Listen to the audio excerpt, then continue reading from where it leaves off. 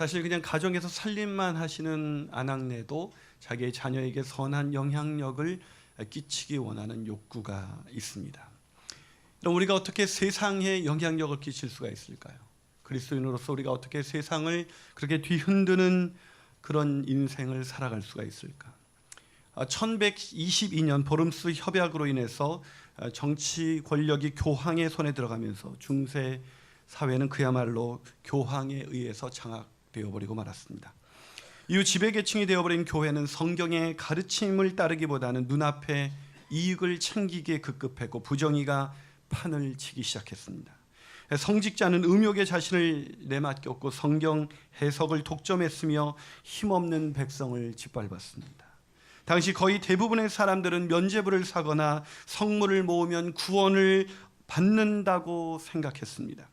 헌금함에 동전이 쨍그랑하고 떨어지는 그 순간 연옥에 있는 가족이 영원히 천국으로 간다는 그런 가르침이 성행할 정도였으니까요.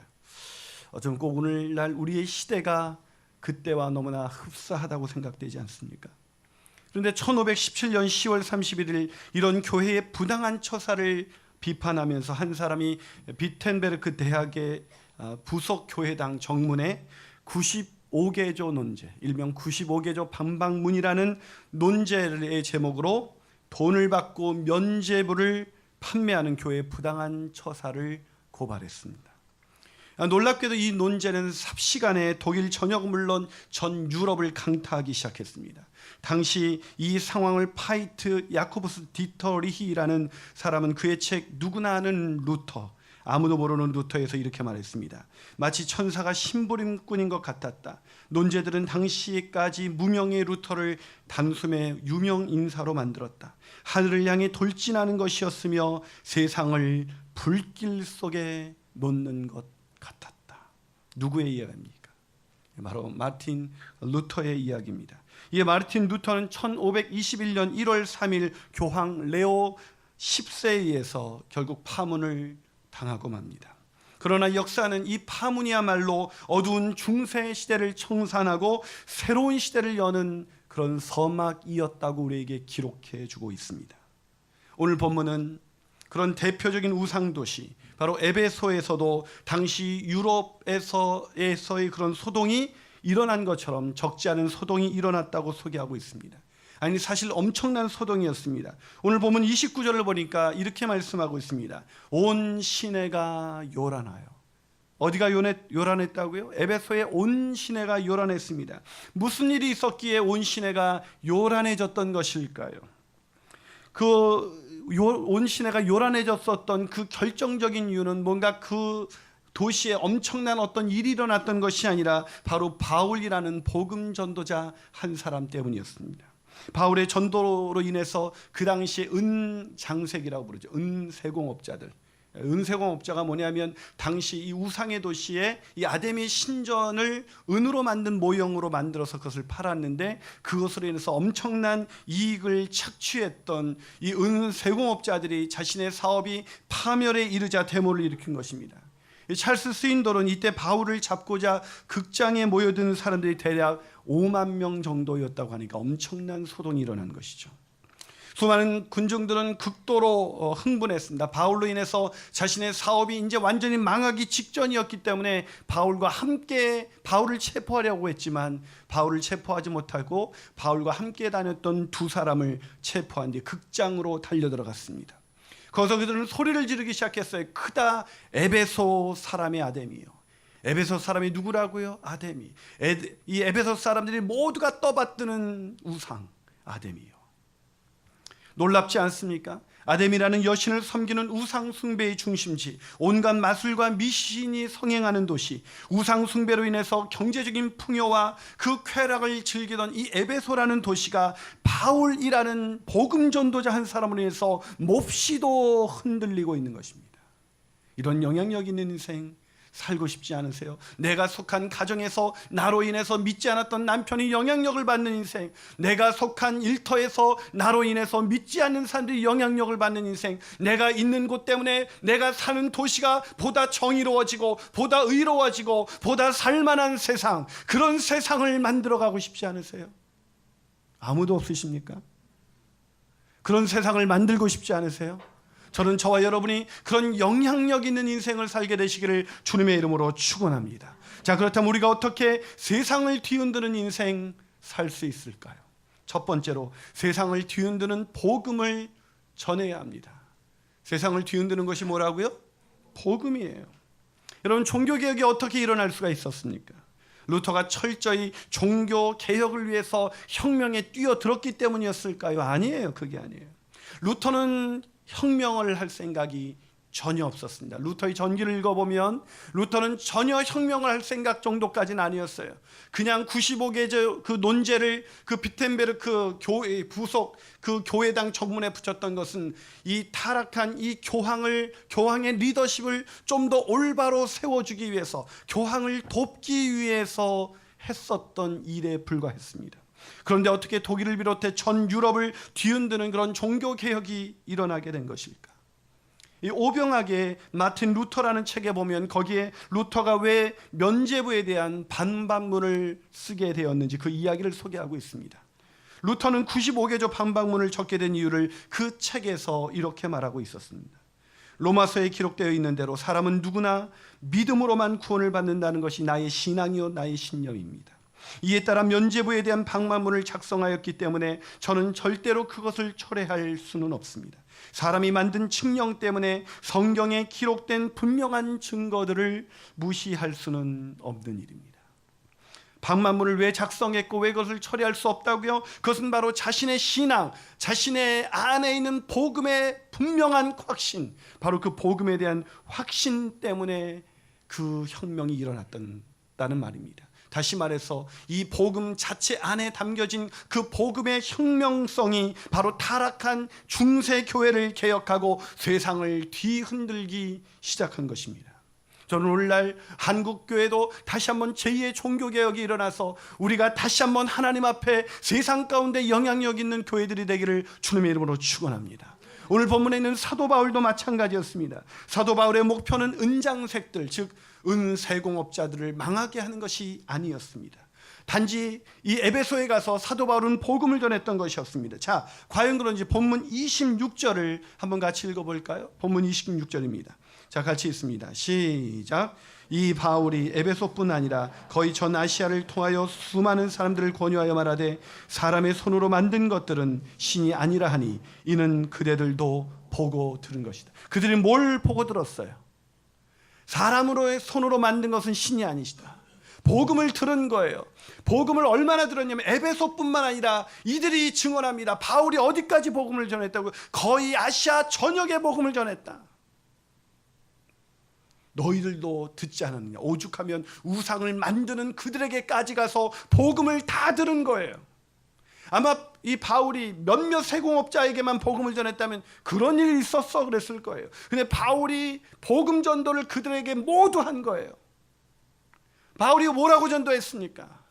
사람의 손으로 만든 것은 신이 아니십니다. 하나님은 스스로 존재하십니다. 그 하나님께서 우리에게 자신을 계시하셨습니다. 그분이 바로 예수 그리스도이십니다. 누구든지 예수를 구주와 주님으로 믿으면 멸망하지 않고 영생을 얻는 새로운 인생을 살아갈 수가 있습니다. 라는 복음을 전한 거예요. 아멘이십니까? 이 복음을 전했어요. 그래요. 사람을 살리기 위해서 복음을 전한 것이었어요. 은장색들을 망하게 할 의도는 전혀 없었습니다. 그러나 우상으로 가득한 에베소, 우상을 숭배하는 사람들을 이용해서 엄청난 물질을, 이익을 착취했던 그 에베소는 복음으로 인해서 엄청난 소동을 겪게 된 것입니다. 물론 그럼에도 불구하고 어떤 사람들은 이렇게 말합니다. 과연 오늘날, 그때는 복음이 그렇게 영향력이 있었지만 오늘날 복음 전도가 그렇게 영향력 있는 시대는 아니지 않겠습니까? 오늘날 사람들은 복음을 전하는 것을 거부합니다. 복음 전하는 것을 이상하게 생각합니다. 오히려 전단지를 놓을 때 오히려 기독교에 대한 이미지가 더 땅에 떨어지는 것은 아닐까요? 솔직히 말씀을 드리면 저도 그런 생각을 갖고 있었습니다. 근데 이 전도 축제를 앞두고 누군가 저에게 메일을 보내서 목사님이 먼저 전도해야 되지 않겠습니까? 우리 성도들이 그런 수준이에요. 그래서 제가 마음의 찔림을 받아서 어쩔 수 없이 전도하러 나갔습니다. 어쩔 수 없이. 저도 늘 전도를 하고 싶은 건 아니에요. 그래서 전도하러 딱 나갔는데 전단지를 들고 나갔는데 놀라운 일이 벌어졌습니다. 모든 분들이 전도지를 받는 거예요. 전 그때 깨달았습니다. 역시 전도도 외모가 돼야 되는 거구나. 이 탁월한 외모로 인해서 사람들이 거의 한 3-4명 빼고는 그 전도지를 돌리는데 계속 받는 거예요. 얼마나 신이 났는지. 이 주변에 있는 상가를 다 돌았습니다. 사랑하는 여러분, 전도지를 돌려서 과연 우리가 세상에 영향력을 끼칠 수가 있을까? 사실 전도지를 다 돌렸지만 돌아오는 마음속에는 과연 이것이 효과적인 방법일까 하는 질문이 저에게 있었습니다. 근데 노방 전도를 마치고 티타임을 갔는데 우리 교회에 자동차 딜러를 하시는 한 집사님이 함께 합류하게 됐습니다. 그래서 그 집사님이 저에게 이렇게 묻는 거예요. 목사님, 전단지가 효과가 있으세요? 제 마치 고민을 알고 있는 듯이 그렇게 질문을 던져서 제가 글쎄요 돌리기는 했는데 이랬더니 그분이 목사님, 저희도 전단지를 이 딜러이다 보니까 전단지를 한 8,000장쯤 뿌립니다. 저희는 4,000장을 뿌렸어요. 근데 차를 팔기 위해서 8,000장을 뿌린대요. 그런데 몇 명이 연락 오는지 아세요? 1-2명 연락이 옵니다. 비효율적이라고 생각하시겠죠. 그러나 우리는 그 1-2명을 위해서 8,000장을 뿌립니다. 그 한 사람에게 연락이 오기 위해서 8,000장을 뿌립니다라는 얘기를 딱 듣는 순간 제 마음속에서 깨달아진 것이 있었습니다. 그래, 한 영혼이구나. 4,000장을 돌려서, 아니 40,000장을 돌려서라도 한 영혼이 주께로 돌아올 수 있다면 우리는 이 전단지를 돌려야만 하는 것이 아닐까, 그런 생각을 갖게 됐어요. 아니, 저는 생각했습니다. 제가 그 전도자를 통해서 구도자 한 사람이 주께로 돌아오게 되면 그로 인해서 그 가정이 변화되지는 않을까? 그 가정이 변화되고 그 가정으로 인해서 온 그 주변의 마을이 변화되고 결국 세상이 변화되는 것은 아닐까? 생각해보니 저도 초등학교 6학년 때 할머니가 저에게 다가오셔서 이봐 학생, 예수 믿고 천당 가라는 그 한마디를 전하지 않았더라면 오늘 저는 이 자리에서 수많은 사람들에게 복음을 전하는 그런 인생을 살지는 못했을 것입니다. 사랑하는 여러분, 우리가 돌리는 그 전단지 한 장이 세상을 변화시킬 수 있다는 확신을 저는 갖게 되었습니다. 그러면서 순간 제 마음속에 스쳐 지나간 하나의 영상이 있었어요. 그것은 여러분, 개구리 소년 실종 사건 기억나십니까? 개구리를 잡겠다고 인근 산으로 갔다가 실종된 아이들, 그 아이들이 실종되자 아버지는 자신의 직장을 그만두고 탑차를 사서 거기에 자신의 아이의 사진을 크게 붙여놓고 전단지를 돌리기 시작했습니다. 수천 장이 아니었어요. 수만 장이 아니었어요. 수십만 장, 수백 장을 돌리면서 그들은 자신의 아들을, 잃어버린 아들을 찾기 위해서 몸부림치기 시작했습니다. 이것이 잃어버린 아들을 찾기 위한 아버지의 마음입니다. 그렇다면 사랑하는 여러분, 우리가 왜 전단지를 돌려야 합니까? 왜 전도지를 들고 CD를 나눠주면서 왜 우리가 전도를 해야 됩니까? 그것은 반드시 찾아야 하는 잃어버린 한 영혼이 있기 때문입니다. 그 잃어버린 영혼, 그 영혼이 있기 때문에 아비의 심정을 가지고, 부모의 심정을 가지고 그 한 영혼이 혹시나 이 전단지를 보고 돌아오게 될까, 그 마음을 가지고 나가는 것이 이번 블레싱, 제가 여러분과 함께 우리가 세상을 향해서 나가고자 하는 첫 번째 발걸음인 것입니다. 이 발걸음에 함께 동참하시는 저와 여러분이 되셔서 세상을 변화시키는 작은 미동이 하나님의 역사로 나타나게 되시기를 주님의 이름으로 축원합니다. 한 발 더 나가서 우리가 어떻게 세상을 뒤흔드는 그런 인생 살 수가 있을까요? 그 두 번째 비결은 세상을 뒤흔드는 비전을 소유해야 한다는 것입니다. 세상을 뒤흔드는 뭐요? 비전을 소유해야 돼요. 말씀드린 것처럼 세상을 뒤흔들며 세상을 변화시킬 수 있는 것은 복음밖에 없습니다. 아멘이십니까? 근데 하지만 문제가 있어요. 우리는 여전히 복음을 전하지 않는다는 거예요. 제가 대형 교회에서 전폭을 담당할 때 놀라운 일을 목격했습니다. 전폭 1단계, 2단계, 3단계, 4단계, 5단계가 있는데 5단계가 최고 높은 단계예요. 근데 5단계를 마치면 전도를 안 하는 거예요. 여러분, 1단계가 전도를 많이 해야 되겠습니까? 5단계가 많이 해야 되겠습니까? 근데 5단계는 전도를 안 해요. 1단계는 매주 나가는데 5단계는 안 나가요. 전폭 졸업과 함께 전도도 졸업하는 이상한 현실. 저는 우리 교회는 그런 일이 일어나지 않을 것이라고 확신합니다. 근데 이 이상한 느낌은 뭐죠? 왜 훈련받은 사람들이 지속적으로 복음을 전하지 않는 것일까? 그러면서 보인 구절이 오늘 본문 21절입니다. 한번 읽어볼까요? 21절입니다. 있습니다. 시작. 이 일이 있은 후에 바울이 마게도냐와 아가야를 거쳐 예루살렘에 가기로 작정하여 이르되 내가 거기 갔다가 후에 로마도 봐야, 후에 어디도 봐야 한다고요? 로마도 봐야겠다. 로마까지 가서 복음을 전해야겠다. 여기서 바울의 끊임없이 복음을 전하려는 열정 느껴지십니까? 전도 1차 여행, 전도 2차 여행, 전도 3차 여행을 거쳐서 그는 에베소와 아시아에 있는 모든 지역에 복음을 전했습니다. 그런데 거기에 그친 것이 아니라 내가 로마까지 가서, 왜요? 로마는 모든 길은 로마로 통하고 있었습니다. 다시 말해서 사도 바울은 땅끝까지 이르러 복음을 전해야겠다고 작정한 거예요. 어떻게 이것이 가능할 수가 있을까? 우리는 전도 훈련을 받는 기간, 아니 이 블레싱 이 기간에만 VIP를 작정하고 전도하는 척하는데 어떻게 바울은 계속해서 그 지친 몸을 이끌고 전도할 수 없는 상황 속에서도 끊임없이 전도를 할 수가 있었던 것일까? 왜 그랬을까요? 그것은 바로 하나님 나라의 비전 때문이었습니다. 그에게는 비전이 있었습니다. 그 비전은 하나님을 만난 순간부터 너는 이방인의 사도로 내가 너를 불렀다. 복음을 위하여 택한 나의 그릇이다. 이것이 그의 비전이 되었습니다. 이 비전을 붙든 순간 그는 이전에 자신이 추구했던 모든 야망을 버리고 하나님께서 보여주신 이 비전을 향해서 자신의 모든 인생을 드리기 시작했던 것입니다.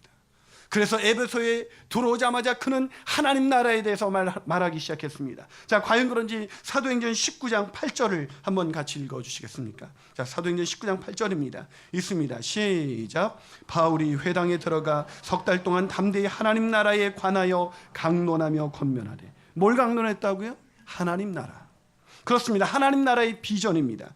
죄와 허물로 망가진 이 나라가 아니라 하나님의 나라, 의와 의의 나라, 평강의 나라, 기쁨이 넘치는 나라, 그 하나님의 나라가 이 땅에 임하게 하기 위해서 하나님 나라에 대해서 가르치기 시작했습니다. 그렇다면 바울은 어떻게 하나님 나라의 비전을 갖게 된 것일까요? 아니, 여러분 아십니까? 예수께서 가르치셨던 첫 번째 메시지가 바로 하나님의 나라였습니다. 자, 마가복음 1장 15절을 한번 같이 읽어보겠습니다. 마가복음 1장 15절 있습니다. 시작. 이르시되 때가 찼고 하나님의 나라가 가까이 왔으니 회개하고 복음을 믿으라. 뭐가 가까이 왔다고요?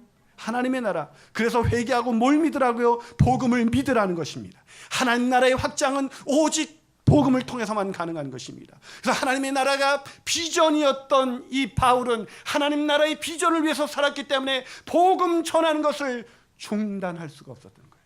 훈련으로 됐던 것이 아닙니다. 훈련은 훈련이 그치면 복음도 그치게 되지만 그것이 인생의 비전인 사람은 복음 전하기를 그치지 않는 것입니다. 그러기에 중요한 것은 비전입니다. 그래서 예수님께서 이 비전을 얼마나 강조했는지 제자들에게 나라에 임하시며라고 주기도문을 가르치셨습니다. 또한 제자들에게 다시 부활하셔서 나타나서 40일 동안 있는 기간 동안에 주님이 가르쳐 주신 것은 바로 하나님 나라의 비전이었어요. 자, 과연 그런지 사도행전 1장 3절을 한번 읽어봅니다. 자, 사도행전 1장 3절 있습니다. 시작. 그가 고난을 받으신 후에 또한 그들에게 확실한 많은 증거로 친히 살아계심을 나타내사 40일 동안 그들에게 보이시며 하나님 나라의 일을 말씀하시더라. 뭘 말씀하셨다고요? 하나님의 나라의. 사랑하는 여러분, 바울이 왜 에베소까지 오게 된 것일까요? 무슨 연고지가 있었습니까? 에베소에 올 만한 상황이었습니까? 아니요. 연고지도 없었고 상황도 아니었고 복음을 전할 수 있는 전혀 그런 형편이 아니었습니다. 그런데 왜 3차 여행에서 에베소까지 왔습니까? 아니, 그는 왜 소아시아까지 갔습니까? 아니, 왜 그는 로마까지 가려고 합니까? 그것은 바로 예수를 구주와 주님으로 영접한 순간부터 갖게 된 하나님 나라의 비전, 땅끝까지 이르러 내 증인이 되리라는 이 비전을 붙들고 산 것입니다.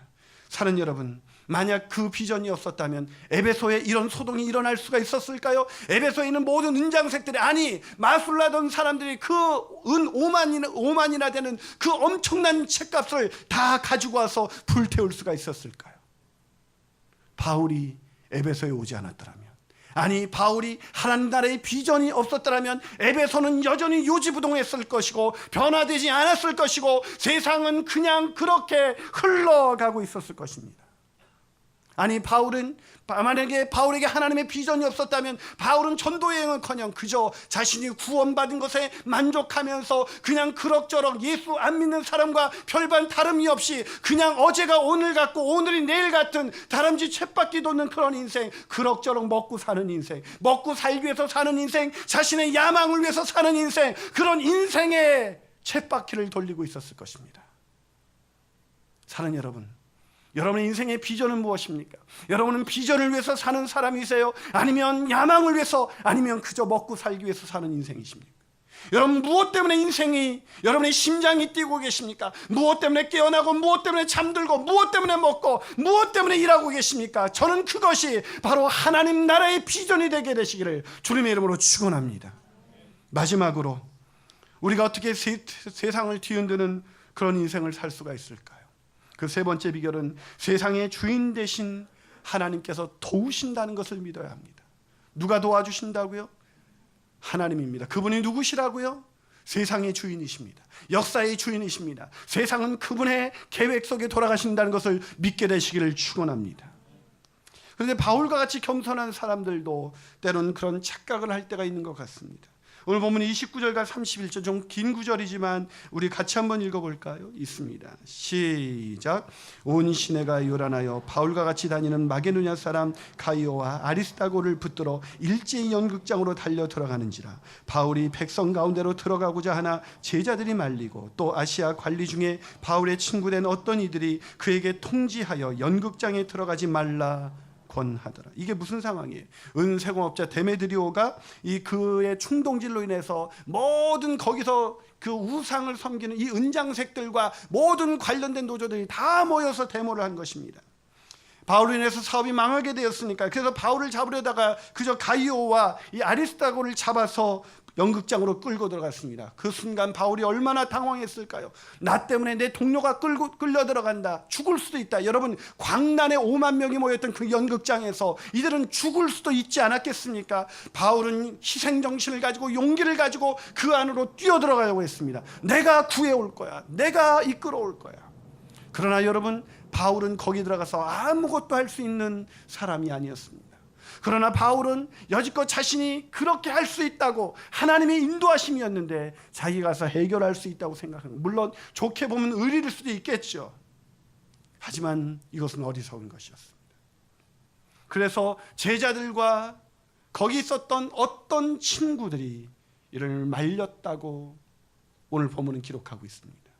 그들이 말려서 그냥 더 이상 바울이 해를 당하지 않을 수 있게 되는 거예요. 자, 그러면 이제 연극장에 갇혀진 그 두 친구는 어떻게 되는 것입니까? 그 소동으로 인해서 더 이상 이 에베소는 어떤 운명에 처해지게 되는 것입니까? 복음으로 인해서 은 5만이나 되는 엄청난 마술책이 불태워졌던 이 에베소가 다시 우상의 도시로 전락할 수 있는 이 위기 속에서 바울은 도대체 무엇을 할 수가 있을까요? 아무것도 할 수 있는 것이 없었습니다. 그런데 이때 누군가가 개입합니다. 그 본문이 바로 35절이에요. 자, 인간의 힘으로 아무것도 할 수 없을 때 누가 개입했을까요? 본문 35절 같이 읽어볼까요? 있습니다. 시작. 서기장이 무리를 진정시키고 이르되 에베소 사람들아, 에베소시가 큰 아데미와 제우스에게서 내려온 우상의 신전지기가 된 줄을 누가 알지 못하겠느냐. 무슨 말을 한 거예요? 야, 그렇게 흥분하지 마라. 너희들이 흥분하지 않아도 이 에베소는 누가 뭐라 그래도 우상의 도시다. 아데미의 도시다. 제우스의 도시다. 그것을 누가 알지 못하겠느냐. 누가 진정시켰어요? 서기장이었습니다. 서기장은 그러면서 이렇게 말했습니다. 이렇게 소동하다가 괜히 이 로마 정부는 이 밀란을 가장 두려워했어요. 소요가 일어나는 걸 가장 싫어했던 로마에서 오히려 우리가 책망을 들을 수가 있다. 법 절차가 있으니 우리가 그 절차를 통해서 우리가 누가 뭐래도 이 도시는 아데미의 도시다. 우상의 도시다. 누가 개입했다고요? 서기장. 누가 개입했다고요? 아니요. 서기장을 누가 들어갈 수 있도록, 서기장이 개입할 수 있도록 서기장의 마음을 움직이신 분이 누구이시겠습니까? 그분이 바로 하나님이십니다. 역사의 주관자이신 하나님, 역사의 주관자이신 하나님께서 주인 되신 하나님께서 서기장을 움직이신 것입니다. 믿으시면 아멘 하시기 바랍니다. 그렇습니다. 역사의 주관자, 세상의 주관자는 하나님이십니다. 그래서 우리가 아무것도 할 수 없을 때, 우리의 힘이 연약해질 때, 우리의 전도가 더 이상 발길이, 우리의 전도의 문이 막혔을 때, 그때 하나님은 일하십니다.